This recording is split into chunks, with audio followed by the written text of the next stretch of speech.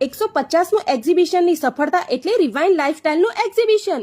અહીંયા તમને 250 purse, bag પર્સમાં MRP કરતાં 40% ઓફ.